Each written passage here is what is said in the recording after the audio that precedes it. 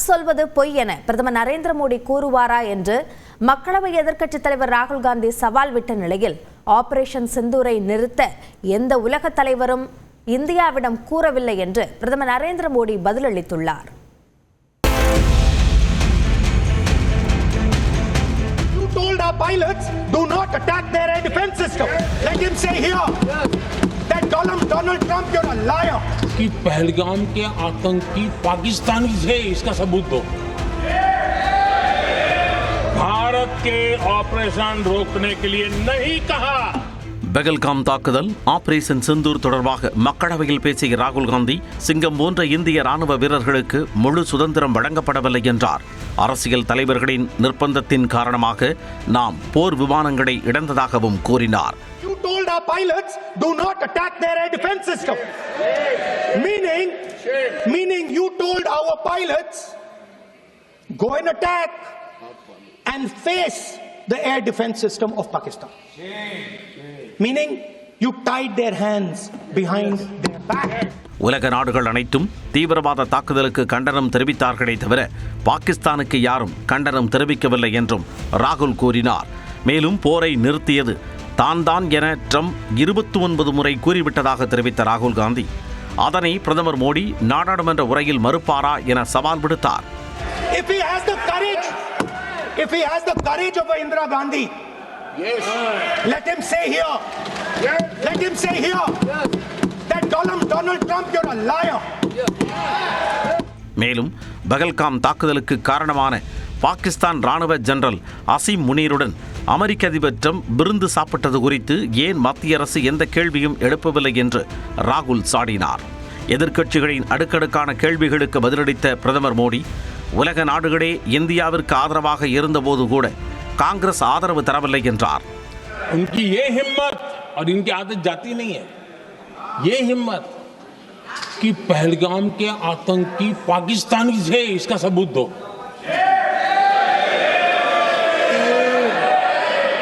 क्या कह रहे हो तुम लोग?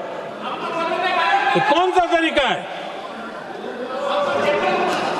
और यही मांग पाकिस्तान कर रहा है जो कांग्रेस कर रही है. பிரதமரின் உரையின் போது எதிர்க்கட்சிகள் ட்ரம்ப் என முழக்கமிட்டனர். தொடர்ந்து பேசிய பிரதமர் மே 9ஆம் தேதி அமெரிக்க துணை அதிபர் வான்ஸ் தன்னை அழைத்து பாகிஸ்தான் பெரிய தாக்குதல் நடத்தவுள்ளதாக கூறிய போது அப்படி நடந்தால் அதற்கு தக்க பதிலடி தருவோம் என பதிலளித்ததாக கூறினார். अध्यक्ष जी, दुनिया के किसी भी नेता ने भारत के ऑपरेशन रोकने के लिए नहीं कहा. अगर पाकिस्तान हमला करेगा तो हम बड़ा हमला कर करके जवाब देंगे. ये मेरा जवाब था. பல வீரமான மன்னர்கள் தோன்றிய மண் என்பதால் இயல்பிலேயே இந்தியா தீரமிக்க நாடு என்றும் பெருமிதம் தெரிவித்தார். हमारा भारत छत्रपति शिवाजी महाराज, महाराजा रणजीत सिंह, राजेंद्र चोला, महाराणा प्रताप, लसित बोरफुकन और महाराजा सुहेलदेव का देश है. பின்னர் நாடாளுமன்ற வளாகத்தில் பேட்டியளித்த ராகுல் காந்தி பிரதமர் தனது உரையில் ட்ரம்ப் சொல்வது பொய் என்று சொல்லவே இல்லை என்றார். மேலும் ஒரு இடத்தில் கூட தனது உரையில் சீனா குறித்து பிரதமர் குறிப்பிடவில்லை என்றும் ராகுல் தெரிவித்தார். ஆபரேஷன் சிந்தூர் குறித்து நாடாளுமன்றத்தில் அனல் பறந்த விவாதத்தின் போது கங்கையை தமிழன் வெல்வான் நினைவில் கொள்ளுங்கள் என்று திமுக எம்பி கனிமொழி சூளுரைத்தார்.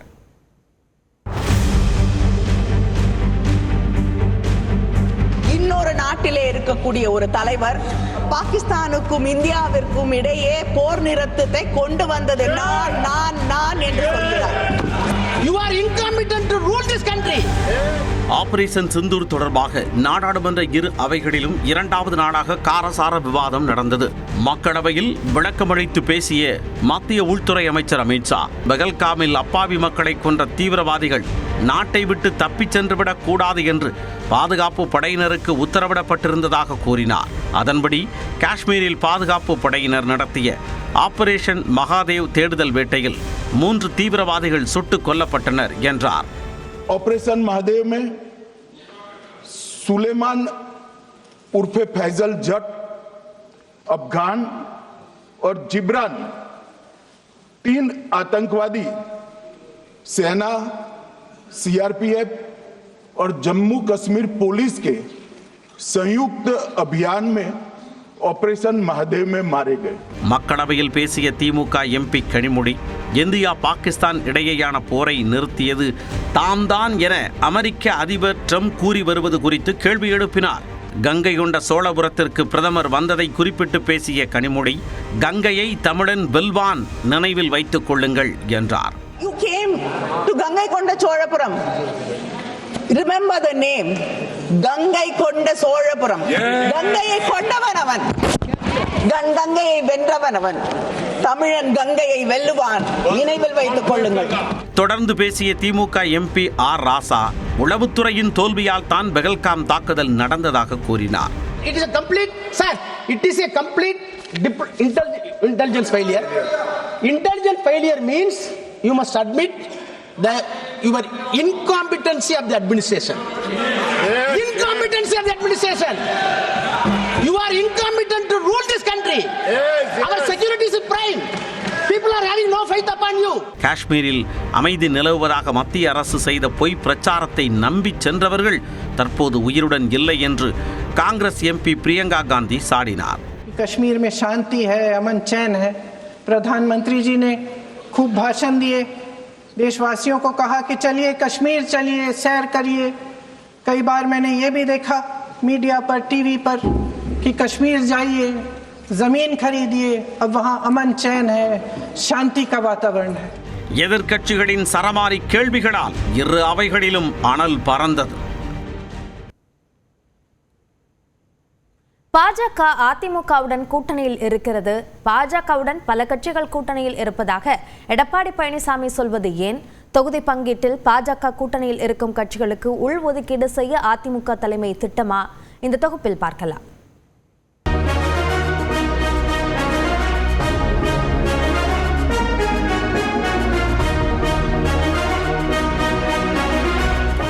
கடந்த ஏப்ரல் மாதம் மத்திய உள்துறை அமைச்சர் முன்னிலையில் மீண்டும் உருவானது பாஜக அதிமுக கூட்டணி.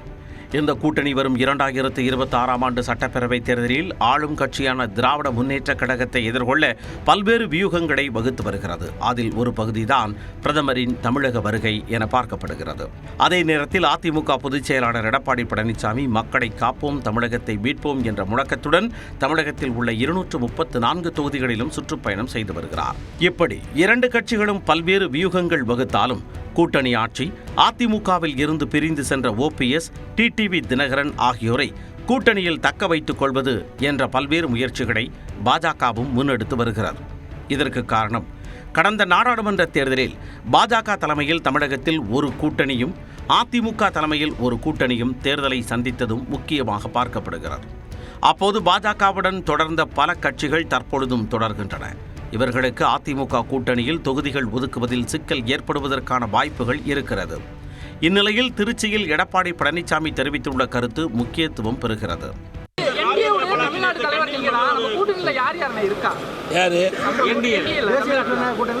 கூட்டணியில் அதிமுக பாரதிய ஜனதா இருக்குது.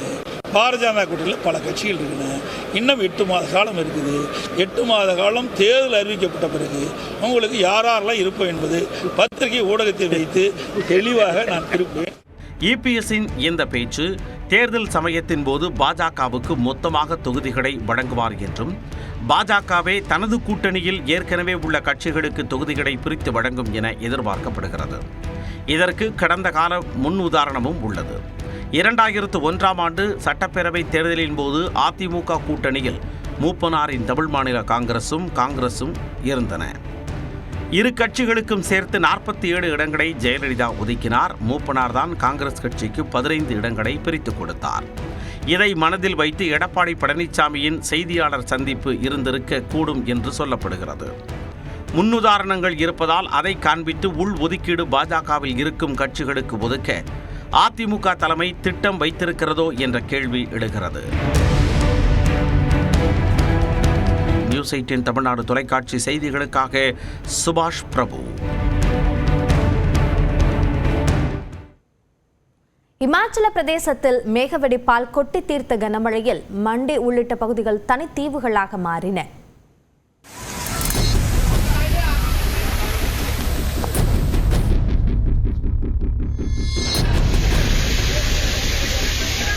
தொடர் கனமழையால் உருக்குலைந்த இமாச்சல பிரதேசத்தின் காட்சிகள்தான் இவை. மண்டியில் 24 மணி நேரத்தில் மேகவெடிப்பால் 202.6 மில்லிமீட்டர் கனமழை கொட்டி தீர்த்ததால் காணும் இடமெல்லாம் வெள்ளக்காடாக காட்சியளிக்கிறது. அடுக்குமாடி குடியிருப்புகளின் முதல் தளம் அளவுக்கு தண்ணீர் தேங்கியதால் மக்களின் இயல்பு வாழ்க்கை கடுமையாக பாதிக்கப்பட்டுள்ளது. வீடுகளில் சிக்கிக்கொண்ட மக்களை மீட்புப் படையினர் மீட்டனர்.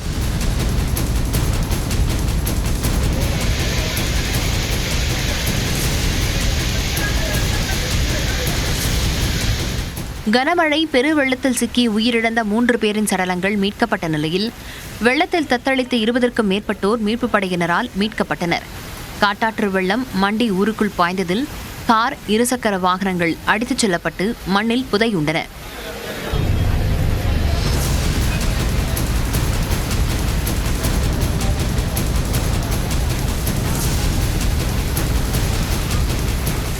தவடா, மண்டி, குலு, சண்டிகர், மணாலி தேசிய நெடுஞ்சாலை பகுதிகளில் ஏற்பட்ட நிலச்சரிவு காரணமாக தொலைத்தொடர்பு, மின்சாரம் உள்ளிட்ட அனைத்தும் துண்டிக்கப்பட்டு தனித்தீவுகள் போல் காட்சியளிக்கின்றன.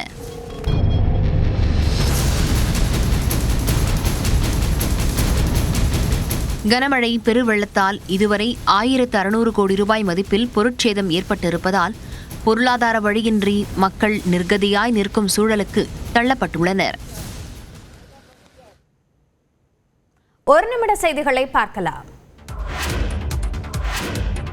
தமிழ்நாட்டில் பள்ளிகளில் செப்டம்பர் 18 முதல் 26 வரை காலாண்டு தேர்வும், டிசம்பர் 15ஆம் தேதி முதல் 23ஆம் தேதி வரை அரையாண்டு தேர்வு நடத்தப்படும் என்றும் அறிவிக்கப்பட்டுள்ளது. இதுகுறித்து எக்ஸ் தளத்தில் பதிவேற்றக்கூடிய பள்ளிக்கல்வித்துறை அமைச்சர் அன்பில் மகேஷ் பொய்யாமொழி, கடந்த ஆண்டை போலவே நடப்பு 2025-26 கல்வி ஆண்டிற்கான பொதுத் தேர்வு அட்டவணை அக்டோபர் மாதம் வெளியிடப்படும் என்று தெரிவித்துள்ளார். மேலும் பள்ளிக்கல்வித்துறையின் நாட்காட்டியில் குறிப்பிட்டுள்ளபடி செப்டம்பர் 18ஆம் தேதி முதல் 26ஆம் தேதி வரை காலாண்டு தேர்வு நடைபெறும் என்றும், செப்டம்பர் 27ஆம் தேதி காலாண்டு விடுமுறை தொடங்கும் என்றும் தெரிவித்துள்ளார். இதேபோல டிசம்பர் 15ஆம் தேதி தொடங்கக்கூடிய அரையாண்டு தேர்வு 23ஆம் தேதி வரை நடத்தப்படும் என்றும், டிசம்பர் 24ஆம் தேதி முதல் அரையாண்டு விடுமுறை விடப்படும் என்றும் அன்பில் மகேஷ் அறிவித்துள்ளார். உங்களுடன் ஸ்டாலின் திட்ட முகாம்கள் மூலம் இதுவரை 5,88,000 பேர் மகளிர் உரிமை தொகை கேட்டு விண்ணப்பித்துள்ளனர்.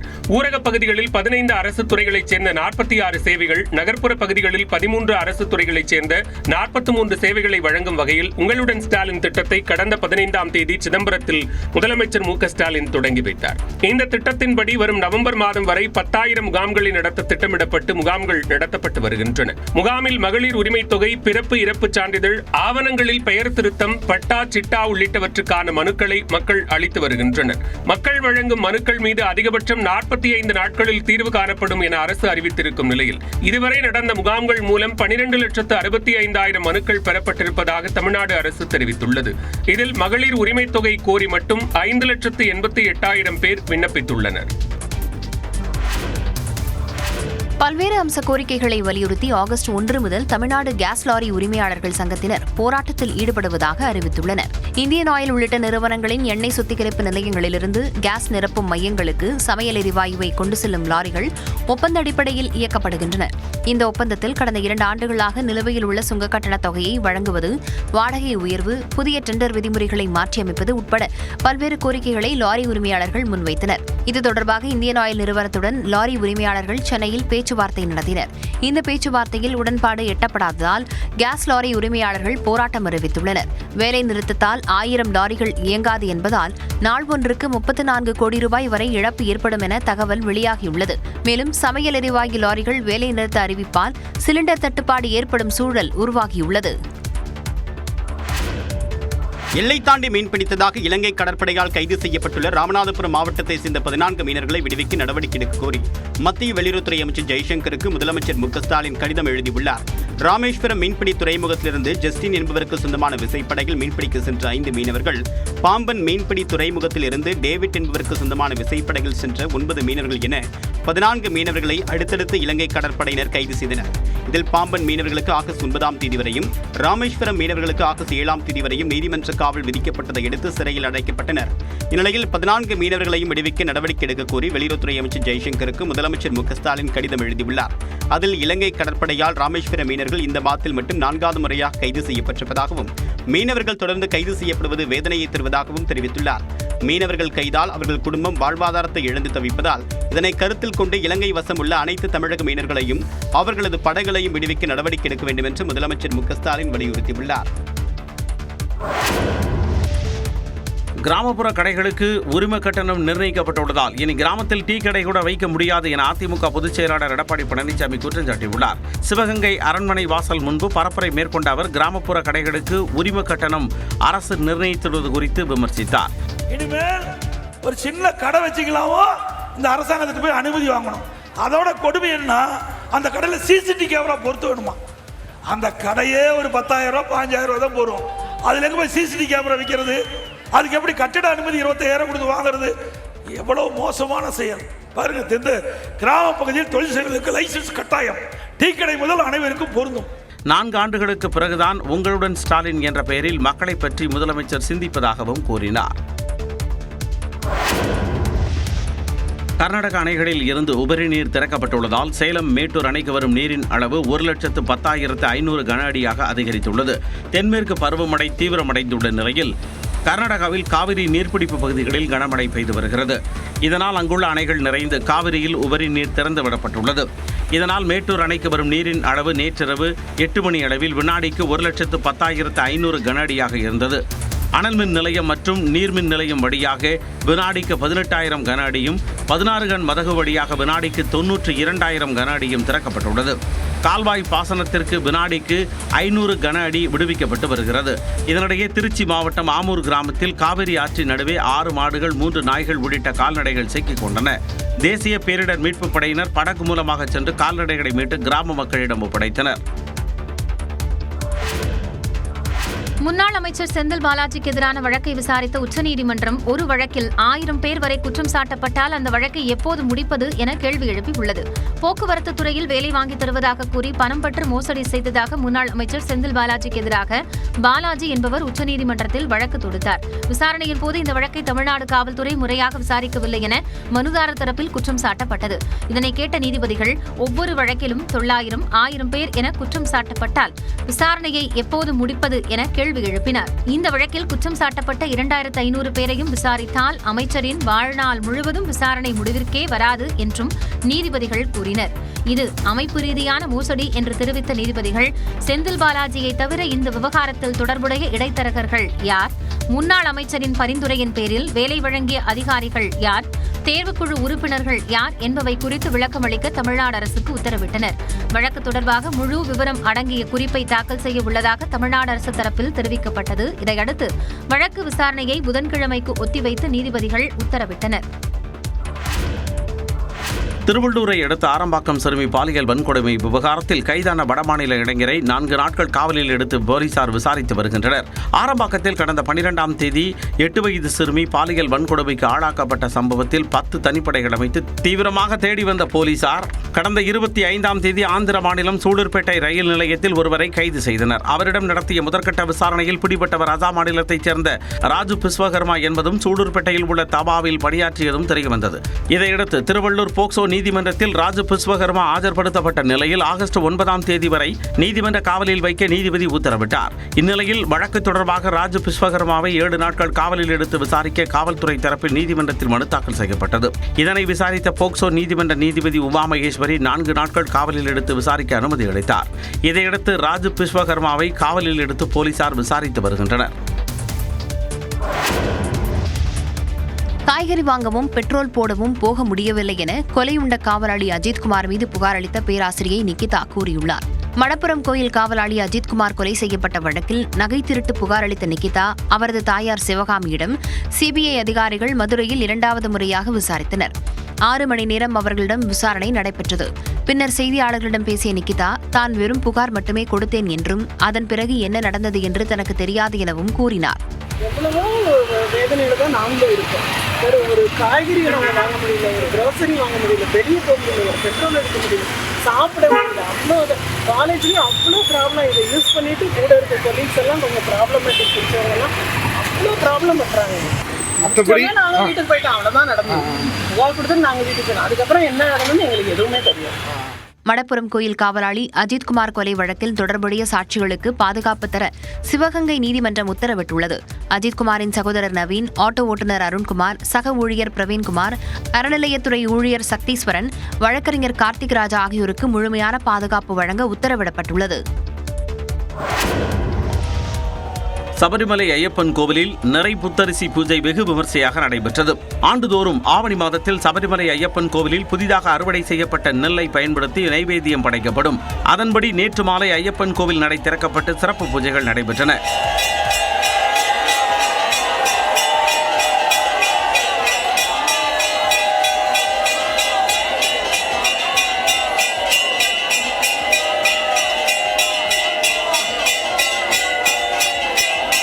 பாரம்பரிய முறைப்படி பாலக்காடு மற்றும் கொல்லம் அச்சன் கோவிலில் இருந்து நெற்கதிர் கட்டுக்கள் சபரிமலைக்கு தலைச்சுமையாக எடுத்து வரப்பட்டு 18 படியின் கீழ் ஒப்படைக்கப்பட்டன.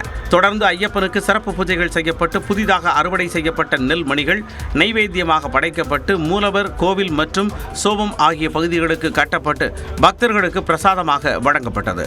பூஜையில் வைத்து பிரசாதமாக வழங்கப்படும் நெற்கதிர்களை வீட்டில் வைத்து பாதுகாத்து வந்தால் சகல ஐஸ்வர்யங்களும் கிடைக்கும் என்பது நம்பிக்கையாக உள்ளது. ஆளுநருக்கு எதிரான வழக்கில் குடியரசுத் தலைவர் விளக்கம் கேட்டது தொடர்பாக எழுத்துப்பூர்வ பதிலை தாக்கல் செய்ய மத்திய மாநில அரசுகளுக்கு உச்சநீதிமன்றம் உத்தரவிட்டுள்ளது. மாநில சட்டப்பேரவையில் நிறைவேற்றி அனுப்பப்படும் மசோதாக்கள் மீது முடிவெடுக்க ஆளுநர் மற்றும் குடியரசுத் தலைவருக்கு காலக்கெடுவை விதித்து உச்சநீதிமன்றம் உத்தரவிட்டிருந்தது. இது தொடர்பாக குடியரசுத் தலைவர் திரௌபதி முர்மு தனக்குரிய சிறப்பு அதிகாரங்களை பயன்படுத்தி உச்சநீதிமன்றத்திற்கு 14 கேள்விகளை விடுத்திருந்தார். இந்த விவகாரம் உச்சநீதிமன்றத்தின் தலைமை நீதிபதி BR கவாய் தலைமையிலான அரசியல் சாசன அமர்வில் கடந்த வாரம் விசாரணைக்கு வந்தது. அப்போது குடியரசுத் தலைவர் திரௌபதி முர்முவின் கேள்விகளுக்கு மத்திய அரசு, அனைத்து மாநில அரசுகள் மற்றும் யூனியன் பிரதேசங்கள் 1 வார காலத்திற்குள் பதிலளிக்க வேண்டும் என நோட்டீஸ் பிறப்பித்து நீதிபதிகள் உத்தரவிட்டனர். இந்நிலையில் இந்த வழக்கு உச்சநீதிமன்றத்தில் மீண்டும் விசாரணைக்கு வந்தது. அனைத்து தரப்பு வாதங்களையும் கேட்ட நீதிபதிகள் ஆளுநர் வழக்கில் குடியரசுத் தலைவர் விளக்கம் கேட்பது தொடர்பாக எழுத்துப்பூர்வ பதிலை தாக்கல் செய்ய மத்திய அரசு மற்றும் மாநில அரசுகளுக்கு உத்தரவிட்டு வழக்கு விசாரணையை அடுத்த மாதம் 19ஆம் தேதிக்கு ஒத்திவைத்தனர். அடுத்த மாதம் 19ஆம் தேதி முதல் செப்டம்பர் 10ஆம் தேதி வரை வழக்கு விசாரணை நடைபெறும் என்றும் அப்போது குடியரசுத் தலைவரின் 14 கேள்விகள் ஏற்றுக்கொள்ளக்கூடியதா இல்லையா என்பது தொடர்பான மனுக்களும் விசாரணைக்கு எடுத்துக் கொள்ளப்படும் என்றும் உச்சநீதிமன்றம் அறிவித்துள்ளது. சென்னையில் காரை ஏற்றி கல்லூரி மாணவர் கொல்லப்பட்ட விவகாரத்தில் திமுக பிரமுகரின் பேரன் கைது செய்யப்பட்டுள்ளார். திருமங்கலம் பள்ளி சாலையில் நேற்று முன்தினம் இரவு இருசக்கர வாகனத்தில் சொகுசு கார் ஒன்று மோதியதில் அயராவரத்தைச் சேர்ந்த கல்லூரி மாணவர் நிதின் சாய் உயிரிழந்தார். அபிஷேக் என்பவர் காயமடைந்தார். போக்குவரத்து காவலர்கள் விபத்து வழக்கு பதிவு செய்த நிலையில் இறந்த மாணவர்களின் நண்பர்கள் மற்றும் உறவினர்கள் கொலை நிகழ்ந்ததாக குற்றம் சாட்டினர். சிசிடிவி காட்சிகளை ஆய்வு செய்தபோது ரேஞ்ச் ரோவர் சொகுசு காரை வைத்து வேண்டுமென்றே விபத்தை நிகழ்த்தி நிதின் சாய் கொல்லப்பட்டது தெரியவந்தது. விசாரணையில் பெண் தொடர்பான காதல் விவகாரத்தில் கொலை நிகழ்ந்தது உறுதியாகியுள்ளது. பிரணவ் மற்றும் வெங்கடேசன் ஆகிய இருவர் சார்பாக இரு கும்பல்கள் மோதிக்கொண்டதில் பிரணவ் சார்பாக சொகுசு காரில் வந்த திமுக பிரமுகர் தனசேகரனின் பேரன் சந்துரு உள்ளிட்டோர் வாக்குவாதத்தில் ஈடுபட்டுள்ளனர். முதலில் வெங்கடேசன் என்பவரை காரை வைத்து வேகமாக விரட்டி மோத முயற்சித்துள்ளனர். பின்பு யாரேனும் ஒருவரை கொன்றால்தான் நாம் யார் என தெரியவரும் என ஆத்திரத்தில் கூறிக்கொண்டே தாறுமாறாக காரை ஓட்டிய போது இருசக்கர வாகனத்தில் சென்ற நிதின் சாய் அபிஷேக் மீது கார் மோதியுள்ளது. இதில் நிதின் சாய் உயிரிழந்த நிலையில் சந்துரு கைது செய்யப்பட்டார். 5 பிரிவுகளில் வழக்கு பதிவு செய்யப்பட்டு விசாரணை நடைபெற்று வருகிறது. அமெரிக்க விண்வெளி அமைப்பான நாசாவும் இந்திய விண்வெளி ஆய்வு மையமான இஸ்ரோவும் இணைந்து GSLV ராக்கெட் மூலம் நிசார் செயற்கைக்கோளை விண்ணில் புதன்கிழமை ஏவுகின்றன. ஸ்ரீஹரிகோட்டாவில் உள்ள சதீஷ் தவான் விண்வெளி ஆய்வு மையத்திலிருந்து புதன்கிழமை மாலை 5:40 மணிக்கு ராக்கெட் ஏவுவதற்கான 27 மணி நேர கவுண்டவுன் செவ்வாய்க்கிழமை மதியம் 2:10 மணிக்கு தொடங்கியது. மேலும் நிசார் செயற்கைக்கோளை ஏவும் திட்டம் வெற்றியடைய திருப்பதி ஏழுமலையான் கோயிலில் விஞ்ஞானிகள் சுவாமி தரிசனம் செய்தனர்.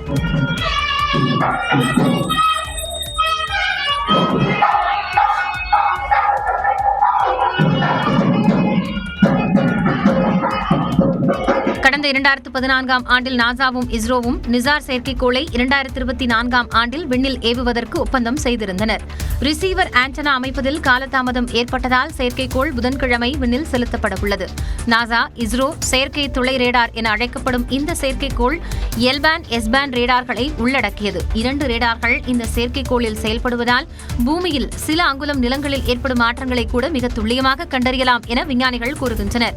12 நாட்களுக்கு ஒருமுறை பூமியை முழுமையாக ஸ்கேன் செய்யும் இந்த செயற்கைக்கோள் பனிப்பாறை நகர்வு, காடுகள் அழிப்பு, நிலநடுக்கம், சுனாமி, சுற்றுச்சூழல் மாற்றம் உள்ளிட்டவற்றை கண்காணிக்கும் என்றும் விஞ்ஞானிகள் தெரிவித்துள்ளனர்.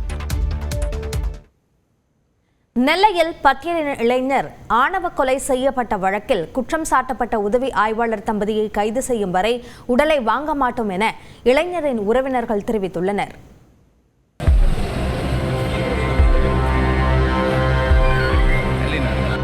தூத்துக்குடி மாவட்டம் ஆறுமுகமங்கலத்தைச் சேர்ந்த தம்பதி சந்திரசேகர், தமிழ்ச்செல்வி. இந்த தம்பதியின் மகன் 25 வயதான கவின் சென்னையில் உள்ள ஒரு IT நிறுவனத்தில் பணியாற்றி வந்துள்ளார். இவர் திருநெல்வேலி KTC நகர் பகுதியைச் சேர்ந்த இளம்பெண் ஒருவரை காதலித்து வந்துள்ளார். அந்த பெண் தற்போது சித்த மருத்துவராக பணியாற்றி வருகிறார். இவர்களது காதல் விவகாரம் பெண்ணின் வீட்டிற்கு தெரிய வந்துள்ளது. மேலும் இருவரும் வெவ்வேறு சமூகத்தைச் சேர்ந்தவர்கள் என்பதால் பெண் வீட்டில் காதலுக்கு கடும் எதிர்ப்பு கிளம்பியது. இந்த நிலையில் சென்னையில் இருந்து சொந்த ஊர் சென்ற கவின் கடந்த ஞாயிற்றுக்கிழமை தனது தாய் தமிழ்ச்செல்வி மற்றும் உறவினர்களை KTC நகரில் உள்ள வேதா சித்த மருத்துவமனைக்கு அழைத்துச் சென்றார். அந்த மருத்துவமனையில்தான் அவர் காதலித்த பெண் மருத்துவராக பணியாற்றி வருகிறார். அங்கு வந்த இளம்பெண்ணின் தம்பி சுர்ஜித் கவினிடம் தனியாக பேச வேண்டும் என்று நைசாக பேசி இருசக்கர வாகனத்தில் அழைத்துச் சென்றுள்ளார். செல்லும் வழியில் அஷ்டலட்சுமி நகர் பகுதியில் இருசக்கர வாகனத்தில் இருந்து இறங்கிய சுர்ஜித் திடீரென தான் மறைத்து வைத்திருந்த அரிவாளை எடுத்து கவினை கண்மூடித்தனமாக வெட்டி கொலை செய்தார். இதையடுத்து சிறிது நேரத்தில் பாளையங்கோட்டை காவல் நிலையத்தில் சரணடைந்த சுர்ஜித்தை போலீசார் கைது செய்தனர். சுர்ஜித்தின் தந்தை சரவணன் ராஜபாளையம் 11வது பெட்டாலியனிலும், தாயார் கிருஷ்ணகுமாரி மணிமுத்தாறு 9வது பெட்டாலியனிலும் உதவி ஆய்வாளர்களாக பணியாற்றி வந்தனர். இவர்களின் தூண்டுதலின் பேரில்தான் தனது மகன் கவின் ஆணவக் கொலை செய்யப்பட்டதாக அவரின் தாயார் தமிழ்ச்செல்வி போலீசில் புகார் அளித்தார். அதன் பேரில் SI தம்பதி மற்றும் அவர்களின் மகன் சுர்ஜித் ஆகிய 3 பேர் மீதும் 6 பிரிவுகளின் கீழ் வழக்கு பதிவு செய்யப்பட்டது. இருந்தபோதும் SI தம்பதியை கைது செய்ய வேண்டுமென வலியுறுத்தி கவினின் உறவினர்கள் அவரது சொந்த ஊரில் போராட்டத்தில் ஈடுபட்டனர். அவரது உடலை வாங்க மாட்டோம் என திட்டவட்டமாக தெரிவித்தனர். இந்த நிலையில் ஆணவக் கொலை வழக்கில் SI தம்பதியான சரவணன் மற்றும் கிருஷ்ணகுமாரி பணியிடை நீக்கம் செய்யப்பட்டுள்ளனர். தமிழ்நாடு சிறப்பு காவல் படை DIG விஜயலட்சுமி இருவரையும் பணியிடை நீக்கம் செய்து அதிரடி உத்தரவு பிறப்பித்துள்ளார். இதனிடையே வன்கொடுமை கொலை சம்பவத்தை அடுத்து முதற்கட்டமாக அரசின் 6 லட்சம் ரூபாய் நிதியை கொடுக்க கவினின் வீட்டிற்கு ஸ்ரீவைகுண்டம் DSP நரேஷ் மற்றும் வருவாய்த்துறை அதிகாரிகள் நேரில் சென்றுள்ளனர். ஆனால் தங்களுக்கு நிதி தேவையில்லை, நீதிதான் வேண்டும் என கவினின் தந்தை சந்திரசேகர் கூறி அவர்களை திருப்பி அனுப்பினார். இதற்கிடையில் வழக்கின் விசாரணை அதிகாரியாக நியமிக்கப்பட்டுள்ள பாளையங்கோட்டை உதவி ஆணையர் சுரேஷ் தனது விசாரணையை தொடங்கினார். அவர் கொலை வழக்கில் முக்கிய சாட்சியான கவினின் தாய் தமிழ்ச்செல்வியிடம் வாக்குமூலம் பெற்றார். இதனையடுத்து வழக்கில் முக்கிய சாட்சியாக உள்ள கவினின் செல்போன் பாஸ்வேர்டை பெறவும் அதில் இருக்கும் தகவல்கள் குறித்து அறிந்து கொள்ளும் நடவடிக்கையிலும் காவல்துறை இறங்கியது. இதற்காக கவினின் சகோதரர் பிரவீன் மற்றும் உறவினர்களை பேச்சுவார்த்தைக்கு திருநெல்வேலிக்கு அழைத்து வந்தனர். அப்போது மாநகர காவல்துறை ஆணையாளர் சந்தோஷ், துணை ஆணையர் பிரசன்னகுமார் ஆகியோர் கவினின் உடலை பெற்றுக்கொள்ளுமாறு வலியுறுத்தினர். ஆனால் இவ்வழக்கில் முதல் தகவல் அறிக்கையில் இடம்பெற்றுள்ள நபர்கள் இருவரையும் கைது செய்தால் மட்டுமே உடலை பெறுவோம் என உறுதியாக கூறினர். நேம் அக்யூஸ்ட் 3 பேருமே, ஒரு பையன் செஞ்சவன தூக்கி ரிமாண்ட் பண்ணியாச்சு, 2 பேருமே நேம் அக்யூஸ்ட். அந்த இறந்த பையனோட அம்மா வந்து தெளிவாகவே கொடுத்துருக்காங்க. அப்போ நேம் அக்யூஸ்டுக்கும் போது அவனை ரிமாண்ட் பண்ணுறதுல எந்த பிரச்சனையும் இல்லை. ஒரு 161 ஸ்டேட்மெண்ட்டே போதுமான அளவில் இருக்குது, அதை ரிமாண்ட் பண்ணலாம். ஃபர்தர் விசாரணையில் ஃபர்தர் எவிடன்ஸ் கிடைக்கும், அதை அவங்க கொண்டு போகணும். இதுதான் இது வரைக்கும் கிரிமினல் கேஸில் நடக்கிற விஷயம். இது ஒரு மர்டர் கேஸு, PCR வழக்கு. இவ்வளோ ப்ரூட்டலாக ஒரு மர்டர் நடந்திருக்கு. இதில் இவ்வளோ தூரம் எனக்கு எவிடன்ஸ் கிடைச்சா தான் நான் அதை ரிமாண்ட் பண்ணுவேன்னு சொல்கிறது வந்து எங்களுக்கு அவங்க காவல்துறையில் இருக்கிறதுனால இது தயங்குதோங்கிற சந்தேகம் எங்களுக்கு இருக்கு. இதனால் 3 மணி நேரத்திற்கு மேலாக நடைபெற்ற பேச்சுவார்த்தை தோல்வியில் முடிவடைந்தது.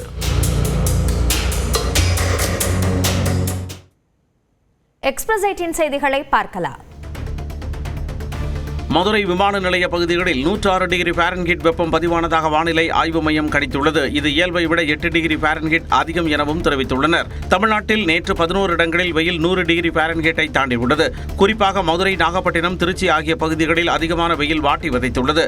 வங்கக்கடலில் உருவாகியுள்ள புதிய காற்றழுத்த தாழ்வு பகுதி காரணமாக கடந்த சில தினங்களாக குளிர்ச்சியான சூழல் நிலவி வந்தது. இந்நிலையில் மீண்டும் வெயில் வாட்டி வதைக்க தொடங்கியுள்ளது. திருப்பூர் மாவட்டம் தாராபுரத்தில் உயர்நீதிமன்ற வழக்கறிஞர் வெட்டி கொலை செய்யப்பட்ட வழக்கில் 6 பேரை காவல்துறையினர் கைது செய்தனர். சொத்து தகராறு காரணமாக வழக்கறிஞர் முருகானந்தத்தை அவரது உறவினரும் தனியார் பள்ளியின் தாளாளருமான தண்டபாணி கூலிப்படை வைத்து கொலை செய்ததாக தெரிகிறது. இது தொடர்பாக தண்டபாணி மற்றும் கூலிப்படையைச் சேர்ந்த 5 பேர் கைது செய்யப்பட்டுள்ளனர். நீலகிரி மாவட்டம் சிங்காரா நீர்மின் நிலையத்திற்கு செல்லும் சாலையில் புலி ஒன்று சுற்றித் திரிந்ததால் வாகன ஓட்டிகள் அச்சமடைந்தனர். மசினகுடியிலிருந்து சிங்காரா மின்வாரியத்தை நோக்கி வந்த வாகனத்தை கண்ட புலி நீண்ட தூரத்திற்கு சாலையிலேயே நடந்து சென்றது. வாகன ஓட்டி பின்தொடர்ந்து வந்த போதிலும் எந்த சலனமும் இல்லாமல் புலி கம்பீரமாக நடந்து வனத்திற்குள் சென்று மறைந்தது.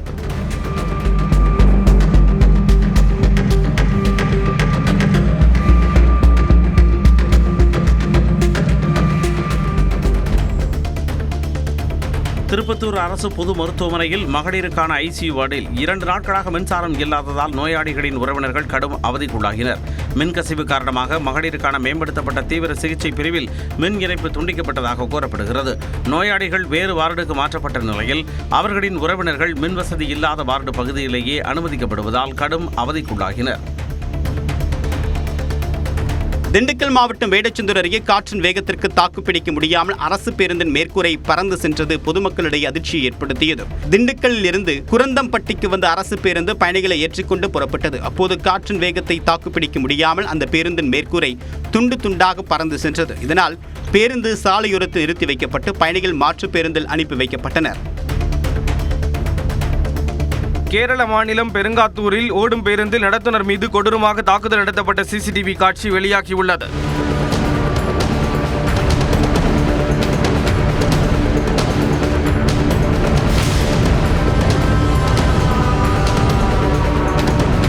இரிங்கானூரைச் சேர்ந்த விஷ்ணு என்ற பேருந்து நடத்துனர் பாஸ் இல்லாமல் பயணித்த மாணவியிடம் முழு கட்டணம் வசூலித்ததாக கூறப்படுகிறது. இதையடுத்து 4 பேர் சுற்றி வளைத்து விஷ்ணுவை சரமாரியாக தாக்கியுள்ளனர். இதில் பலத்த காயமடைந்த அவர் புதுச்சேரி மாநிலத்திற்குட்பட்ட மாகே தலசேரி கூட்டுறவு மருத்துவமனையில் அனுமதிக்கப்பட்டார். மேலும் தாக்குதல் தொடர்பாக வழக்கு பதிவு செய்த காவல்துறையினர் விசாரணை நடத்துகின்றனர். திருவள்ளூர் மாவட்டம் ஆவடியில் சிஆர்பிஎஃப் வளாகத்தில் காவலரின் மகளுக்கு பாலியல் தொல்லை கொடுத்த காவலர் போக்ஸ்கோ சட்டத்தில் கைது செய்யப்பட்டார். காவலரின் 13 வயது மகள் கராத்தே பயிற்சியை முடித்துவிட்டு வீட்டிற்கு திரும்பிய போது சுரேஷ்குமார் என்ற சிஆர்பிஎஃப் காவலர் பாலியல் தொல்லை கொடுத்துள்ளார். இது தொடர்பாக சிஆர்பிஎஃப் உயர் அதிகாரிகளிடம் புகார் அளிக்கப்பட்ட போதிலும் நடவடிக்கை ஏதும் எடுக்கப்படவில்லை என்று கூறப்படுகிறது. இதையடுத்து ஆவடி காவல் நிலையத்தில் புகார் அளிக்கப்பட்ட நிலையில் போக்ஸ்கோ சட்டத்தில் சுரேஷ்குமார் கைது செய்யப்பட்டார். நாமக்கல் மாவட்டம் ராசிபுரம் புதிய பேர் நிலையத்தை அணைப்பாளையம் பகுதியில் அமைக்க ஆதரவு தெரிவித்து திமுக சார்பில் 500க்கும் மேற்பட்டோர் ஊர்வலமாக வந்து ஆணையாளரிடம் மனு வழங்கினர். அணைப்பாளையம் பகுதியில் பேருந்து நிலையம் அமைக்க ராசிபுரம் பேருந்து நிலைய மீட்புக் குழு மற்றும் ராசிபுரம் மக்கள் நலக்குழு சார்பில் எதிர்ப்பு தெரிவிக்கப்பட்டு வருகிறது. இந்நிலையில் திட்டமிட்ட இடத்தில் புதிய பேருந்து நிலைய கட்டுமான பணியை விரைந்து தொடங்க வேண்டும் என்று திமுகவினர் வலியுறுத்தியுள்ளனர். நெல்லையில் தமிழ்நாடு நுகர்வோர் வாணிப கழகத்திற்கு சொந்தமான அரிசி குடோனில் மேற்கூரை ஓட்டையை அடைக்கக்கூடிய பணியில் ஈடுபட்ட தொழிலாளி முருகன் 40 அடி உயரத்திலிருந்து கீழே விழுந்து உயிரிழந்தார்.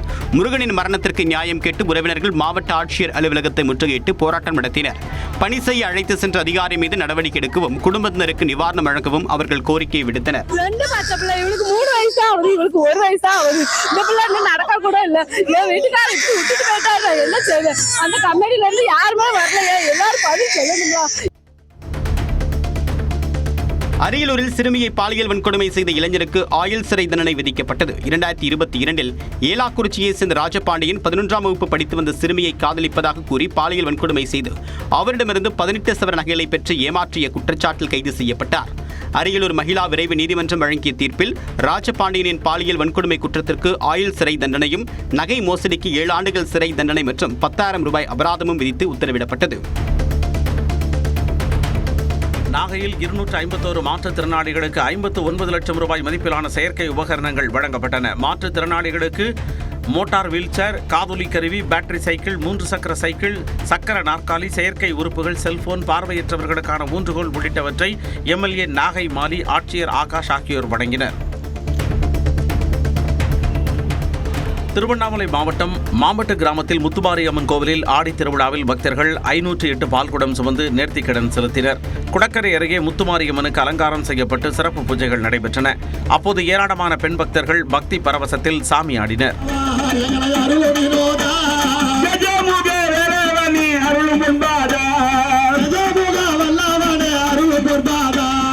ஐந்து கரத்து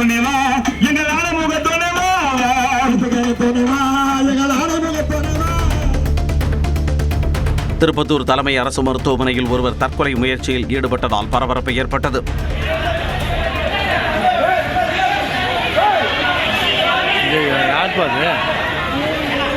ஜமனப்புதூர் பகுதியைச் சேர்ந்த பெருமாள் அவசர சிகிச்சை பிரிவு கட்டடத்தின் ஜன்னல் மேற்கூரையில் அமர்ந்து தற்கொலை மிரட்டல் விடுத்தார். தன்னை சிலர் கொலை செய்யப் போவதாக மிரட்டுவதாக குற்றஞ்சாட்டிய நிலையில் காவலர்கள் அரை மணி நேரம் பேச்சுவார்த்தை நடத்தி அவரை மீட்டு காவல் நிலையம் அழைத்துச் சென்றனர். ஆபரேஷன் சிந்தூர் வெற்றிகரமாக இருந்தது என்றால் இந்தியா ஏன் தாக்குதலை நிறுத்த ஒப்புக்கொண்டது என முன்னாள் மத்திய அமைச்சர் ப. சிதம்பரம் கேள்வி எழுப்பினார். மாநிலங்களவையில் பேசிய அவர் ஆபரேஷன் சிந்தூர் வெற்றிகரமாக இருந்தது, ஆனால் அது தீர்க்கமானதா இல்லையா என்பதை காலம்தான் பதில் சொல்லும் என்றார். If you ask me, was Operation Sindoor strong? I would say yes. Was Operation Sindoor successful? I would say yes. If you ask me, was Operation Sindoor decisive? I can only say time will tell. விரைவில் வர்த்தக ஒப்பந்தம் ஏற்படாவிட்டால் இந்திய பொருட்களுக்கு 25% இறக்குமதி வரி விதிக்கப்படும் என அமெரிக்க அதிபர் டிரம்ப் எச்சரிக்கை விடுத்துள்ளார். வர்த்தக ஒப்பந்தம் தொடர்பாக இந்தியாவுக்கும் அமெரிக்காவுக்கும் இடையே 1 மாதமாக பேச்சுவார்த்தை நடைபெற்று வரும் நிலையில் இறுதி ஒப்பந்தம் ஏற்படவில்லை. கடந்த 2024ஆம் ஆண்டு அமெரிக்கா இந்தியாவிலிருந்து 7.5 லட்சம் கோடி ரூபாய் மதிப்பிலான பொருட்களை இறக்குமதி செய்திருந்தது. தமிழக வெற்றிக் கழகத்தின் 2ஆம் கட்ட உறுப்பினர் சேர்க்கைக்கான பிரத்யேக செயலியை நிர்வாகிகளுக்காக அந்த கட்சியின் தலைவர் விஜய் அறிமுகம் செய்து வைக்கிறார். இந்த செயலியில் என்ன சிறப்பம்சம் இருக்கிறது, அதன் தேவை என்ன என்பது குறித்து இந்த தொகுப்பில் விரிவாக பார்க்கலாம்.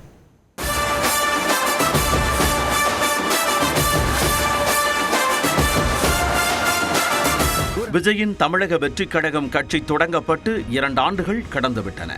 கட்சியை வலுப்படுத்தும் வேளையில் களமிறங்கியுள்ள விஜய் உறுப்பினர் சேர்க்கையை தீவிரப்படுத்தியுள்ளார். 1 வருடத்திற்கு முன்பே இணையதளம் மூலம் உறுப்பினர் சேர்க்கையை அறிமுகப்படுத்திய விஜய் வாட்ஸ்அப், டெலிகிராம் உள்ளிட்ட சமூக வலைதளங்களை பயன்படுத்தி உறுப்பினர் சேர்க்கையை நடத்தினார்.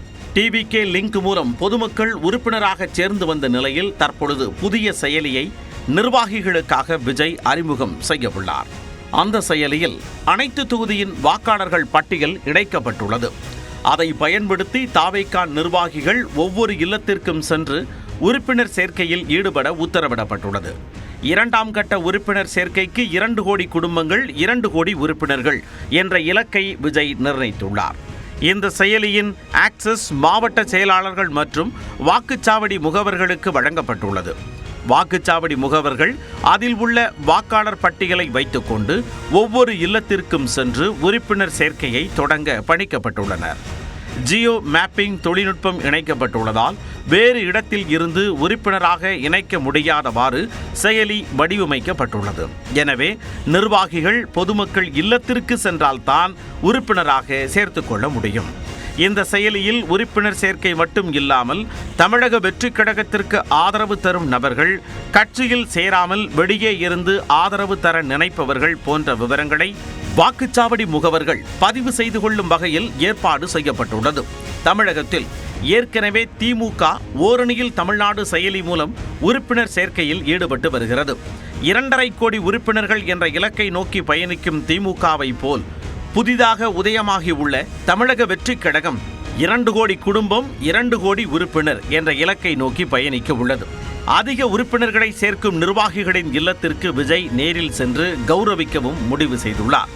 அதேபோல் தவறான முறையில் உறுப்பினர் சேர்க்கை நடைபெற்றிருப்பது கண்டுபிடிக்கப்பட்டால் சம்பந்தப்பட்ட வாக்குச்சாவடி முகவர்கள் மற்றும் நிர்வாகிகள் மீது நடவடிக்கை எடுக்கவும் திட்டமிடப்பட்டுள்ளது.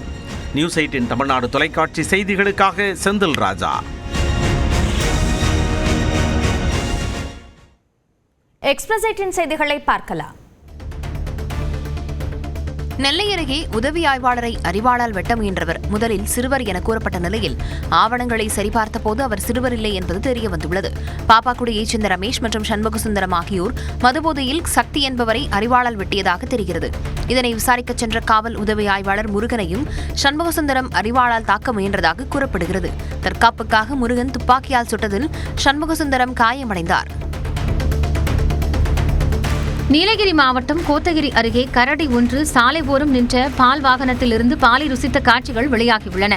கேர்பெட்டா பகுதியில் பால் பாக்கெட்டுகளை விநியோகம் செய்யும் வாகனம் சாலை ஓரம் நிறுத்தப்பட்டிருந்தது. அப்போது வழியாக சென்ற கரடி ஒன்று வாகனத்தின் மீது ஏறி லாவகமாக கதவை திறந்து பால் பாக்கெட்டுகளை ஒவ்வொன்றாக எடுத்து ருசித்தது.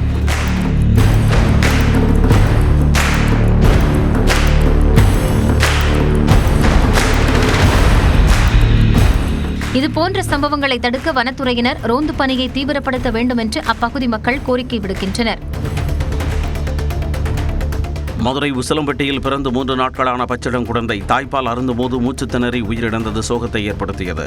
ராஜாக்காப்பட்டியைச் சேர்ந்த ராஜா என்பவரின் மனைவி ரியாவுக்கு உசிலம்பட்டி அரசு மருத்துவமனையில் ஆண் குழந்தை பிறந்தது. பால் அருந்திய குழந்தை தூங்குவதாக பெற்றோர் நினைத்திருந்த நிலையில் வெகு நேரமாக எழாமல் இருந்ததால் உயிரிழந்தது தெரியவந்தது. விருதுநகர் அருகே மாலை வெயிலை வரவேற்கும் விதமாக மயில் தோகை விரித்து நிற்கும் காட்சி அதிகம் பேரை கவர்ந்தது.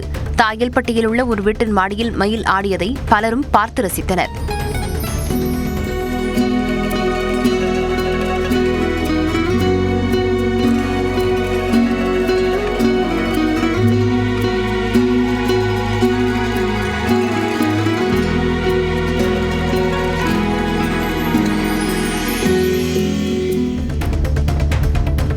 கரூரில் பாரத் பெட்ரோலியம் பைப் லைனில் உடைப்பு ஏற்பட்டு தீ விபத்து ஏற்பட்டால் எவ்வாறு தடுக்க வேண்டும் என்று விழிப்புணர்வு ஒத்திகை நடைபெற்றது. கேரள மாநிலம் கொச்சினில் இருந்து 293 கிலோமீட்டர் தூரத்திற்கு கோவை வழியாக பைப் லைனில் பெட்ரோல் கொண்டுவரப்பட்டு கரூர் ஆத்தூரில் உள்ள சேமிப்பு கிடங்கில் சேகரிக்கப்படுகிறது. இந்நிலையில் மாவட்ட நிர்வாகத்துடன் இணைந்து தீயணைப்பு துறையினர் ஒத்திகை நிகழ்த்தி காட்டினர்.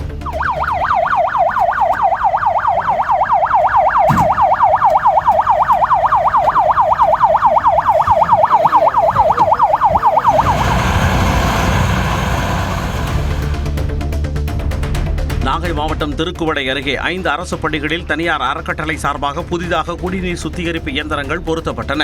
கல்வி மரம் அறக்கட்டளை சார்பில் வலிபலம், கீரங்குடி, கொடியாலத்தூர், ஆதமங்கலம், தென்மருதூர் ஆகிய பகுதிகளில் உள்ள 5 ஊராட்சி ஒன்றிய தொடக்கப்பள்ளிகளில் 1 லட்சம் மதிப்பீட்டில் குடிநீர் சுத்திகரிப்பு இயந்திரங்கள் பொருத்தப்பட்டுள்ளன.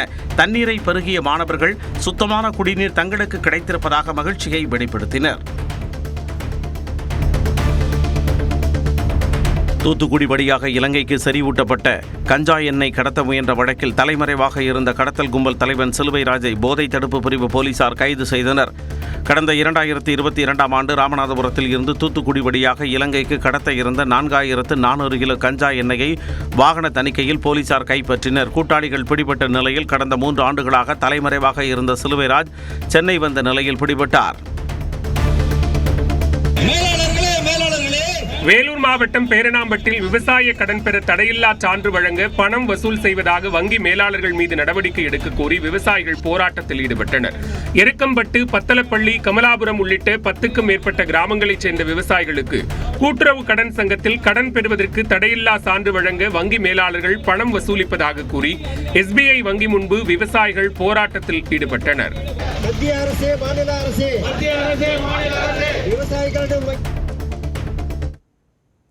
கர்நாடக மாநிலம் தர்மஸ்தலா கோயிலை சுற்றி 100க்கும் மேற்பட்ட பெண்களின் உடல்கள் புதைக்கப்பட்டதாக கூறப்படும் நிலையில் அடையாளம் காணப்பட்ட 13 இடங்களில் ஒரு இடத்தில் தோண்டும் பணி தொடங்கப்பட்டுள்ளது. முதல் நாளில் எவ்வித உடலும் கண்டெடுக்கப்படவில்லை.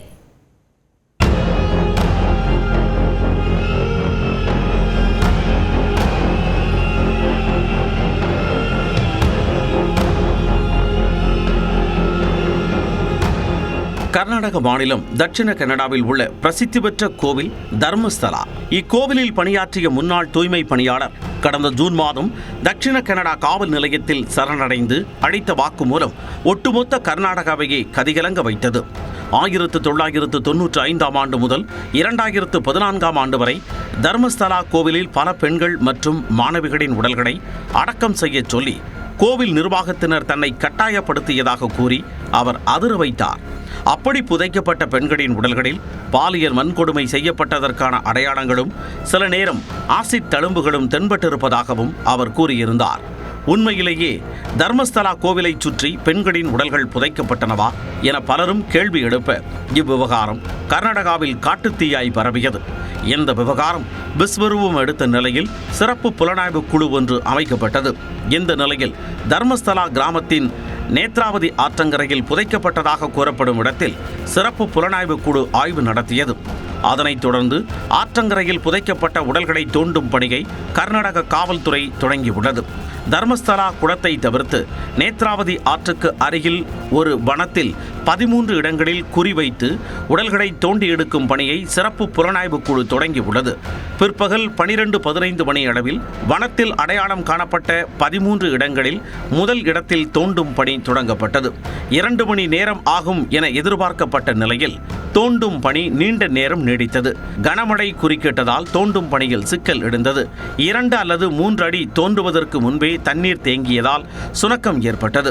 இருப்பினும் முதல் நாளில் எவ்வித உடலும் கண்டெடுக்கப்படவில்லை. வழக்கின் சாட்சியாக இருக்கும் முன்னாள் ஊழியரையும் நேரில் அழைத்து வந்து உடல்கள் புதைக்கப்பட்ட இடங்கள் அடையாளம் காண்பிக்கப்பட்டுள்ளன. தோண்டும் பணி முழுவதும் வீடியோவாக பதிவு செய்யப்படுகிறது. கர்நாடகாவில் மீண்டும் விஸ்வரூபம் எடுத்துள்ள இந்த விவகாரத்தால் தர்மஸ்தலாவில் பலத்த பாதுகாப்பு போடப்பட்டுள்ளது. தேர்தல் களம் சூடுபிடிக்க தொடங்கியுள்ள நிலையில் அரசியல் தலைவர்களின் அதிரடி பேச்சுக்கள், அனல் பறக்கும் விமர்சனங்களை பொலிட்டிக்கல் பஞ்ச் பகுதியில் பார்க்கலாம்.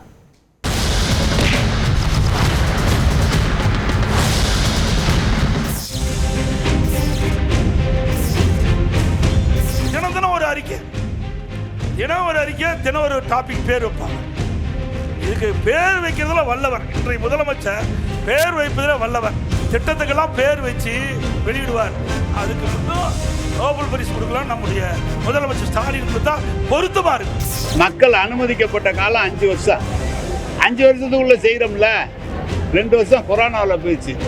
2 வருஷம் மற்ற வேலை பார்த்து வந்திருக்கோம்ல. அதை நீங்க ஒன்றும் பாராட்ட வேணாம், திட்டாமனாலும் இருக்கலாம்ல. இதெல்லாம் ஒரு எலெக்ஷன் ஷோ. தேர்தல் வரப்போகுதுன்னு தங்களுக்கு அடையாளங்கள் அவர்களுக்கு அடையாளமே இல்லை. அவருடைய அடையாளம் மக்களுக்கு மறந்துவிட்டது. தேர்தல் அப்போ போனால் அவ்வளோதான். தனக்கு ஒரு அடையாளத்தை உருவாக்க வேண்டும் என்று வந்து கொண்டிருக்கிறார்கள். வேற என்ன சொல்ல முடியும்? தமிழ்நாட்டுக்கு நல்லது நடக்கணும்னா இவங்கெல்லாம் போய் அங்கே போய் கூட்டணியில் சேர்வாங்களா? கீழடியை பற்றி யாரும் எதையும் மறைக்கல. அது அறிவிக்கப்பட வேண்டிய நேரத்தில் அறிவிக்கப்படும். ஆனா ஒரு பிரதமர் வந்திருக்கிறாரு அப்படின்றத கூட ஒரு பெருமையா கருதாம தமிழ்நாடு இருப்பது வேதனைக்குரியதா. உங்களை நான் எந்த விதத்திலையும் ஏற்றுக்க தயாராக இல்லை. உங்களுடைய ஐடியாலஜியாக இருக்கட்டும், நீங்க இந்த நாட்டில் விதைக்கக்கூடிய விஷ விதைகளாக இருக்கட்டும், அவை வேறறுக்கப்பட வேண்டும் என்பதிலே எனக்கு இருவேறு கருத்துக்கள் கிடையாது. ஒரு லீடராக, ஒரு அரசனாகத்தான் கங்கை கொண்ட சோழன் இருந்தான். வந்தீர்கள், பாடம் கற்றுக்கொண்டு வந்திருப்பீர்கள் என்று நம்புகிறேன். கொள்ளையடிக்கின்ற நிகழ்வெல்லாம் நாங்கள் பார்த்துக்கிட்டு தான் இருக்கிறோம். அனைத்து இந்திய அண்ணா திராவிட முன்னேற்ற கழகம் ஆட்சி மலர்ந்தவுடன் இதையெல்லாம் விசாரிக்கப்படும், இதற்கெல்லாம் தீர்வு காணப்படும். அவர் பேசின மொத்தமே போய் தான். அதுதான் அவரே பேர் வச்சார், உருட்டலும் திருட்டும். அதற்கு தகுந்த ஒரே தலைவர் இன்றைக்கு தமிழக அரசியல் களத்திலே எடப்பாடி ஒருவர் தான். அப்போ ஆட்சிக்கும் மக்களுக்கும் மதிப்பளிக்காத பாஜக அரசு, மோடி அரசு ஒரு எடப்பாடிக்கு மட்டும் மதிப்பளிக்கிறார் என்றால் இதை எதை காட்டுகிறது? இதுதான் ஏதோ அதிகாரம், பாசிசம். இந்த பாசிசத்தை தான் வீழ்த்தணும்னு நினைக்கிறோம் நான். இன்றால் பசிகாண்பால் ஆயினும் செய்யற்க சான்றோர் பழிக்கும் வினை. That is our philosophy.